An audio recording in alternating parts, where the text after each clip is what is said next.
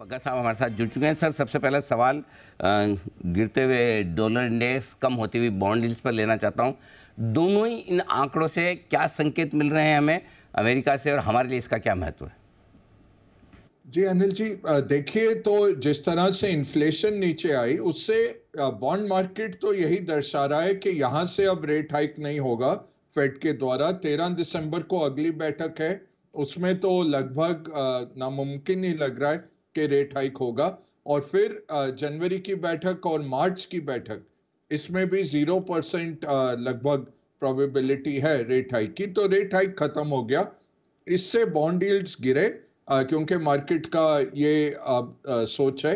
और bond yields गिरे, fade का रेट हाइक बंद होता है तो डॉलर बढ़ना भी बंद हुआ, और हमने देखा कि डॉलर इंडेक्स में भी एक गिरावट आई, 103 की तरफ वो गया। तो इससे क्या प्रतीत हो रहा है? इससे यही दिख रहा है कि अगले साल जो 0 से 5% बढ़े थे रेट, अब रेट कटने शुरू होंगे। तो ये फोरकास्ट यही है कि जून जुलाई में पहला रेट कट आता है और दिसंबर तक 4 से 5 रेट कट अमेरिका में हो सकते हैं। अब फेड तो ये नहीं कहेंगे, और फेड के वक्ताओं ने पिछले हफ्ते भी मार्केट को कहा कि आप ये मत सोचिए कि रेट हाइक बंद हो गए, ये जल्दी है। तो फेड तो कहते रहेंगे, और उनके लिए डर ये है कि पिछले 3 साल में काफी उनके फोरकास्ट गलत रहे, और ये जो इन्फ्लेशन बढ़ी 2021 से, उस टाइम पे ये बोलते रहे कि ये ट्रांजिएंट है, कि अस्थाई है और ये अपने आप ठीक हो जाएगी जब सप्लाई चेन ठीक होंगे। वो हुआ नहीं। तो फेड क्योंकि इतनी बारी गलत रहे, इस बारी वो बिल्कुल कॉशियस हैं और बोलने को तैयार नहीं है। बट ये सीधा मार्केट में दिख रहा है कि इन्फ्लेशन नीचे आई, और इन्फ्लेशन नीचे आते आपको रेट अब बढ़ाने की जरूरत नहीं है। यूएस रिटेल जो स्पेंडिंग है वो होल्ड अप कर रही है यूएस इकोनॉमी को।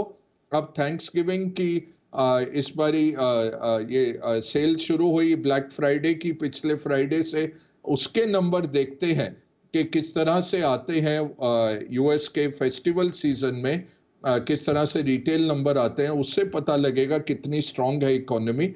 अभी यूएस इकोनॉमी स्ट्रांग है, बट अंदेशा ये है कि अगले क्वार्टर, पहले क्वार्टर तक थोड़ा स्लो डाउन आएगा, एक सॉफ्टनेस आएगी यूएस इकोनॉमी में। उसके चलते जून जुलाई में रेट कट हैं शुरू हो जाएंगे। तो मार्केट्स के लिए पॉजिटिव है। अभी मैं यही कह रहा हूं कि ये फेस्टिवल सीजन अच्छा जाना चाहिए मार्केट्स के लिए। दिसंबर, जनवरी, फरवरी अच्छे प्रदर्शन होना चाहिए। फिर थोड़ा वॉलेटिलिटी आएगा जब भारतीय इलेक्शंस की बात शुरू हो जाएगी, नेशनल इलेक्शंस की। अभी स्टेट इलेक्शंस के नतीजे आने वाले हैं, वो भी हम कवर करेंगे अनिल जी आपके साथ। बट उससे भी थोड़ा सा मार्केट में वॉलेटिलिटी आ सकती है अगले हफ्ते। बट उसके बाद नेशनल इलेक्शंस तक हमें लगता है ये मार्केट ऊपर जाना चाहिए। तो आपकी जानकारी के लिए मैं बता दूं कि 1 दिसंबर को बग्गा साहब होंगे हमारे साथ, जब 30 नवंबर को आएंगे शाम को एग्जिट पोल, और एग्जिट पोल के बाद आपको नतीजों का पूरा विश्लेषण एग्जिट पोल के दम पर तो बताएंगे।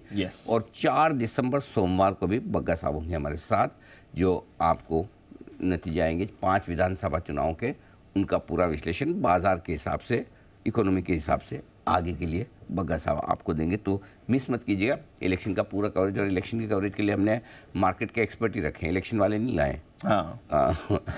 वो वाले नहीं चाहिए हमें, हमारे काम के ही चाहिए जो एकदम बिल्कुल प्रिसाइज, सही, और हमारे काम की इन्फॉर्मेशन बिल्कुल अपने अनुभव के साथ बग्गा साहब हमारे साथ रखेंगे। तो ये इलेक्शन कवरेज मिस मत कीजिएगा।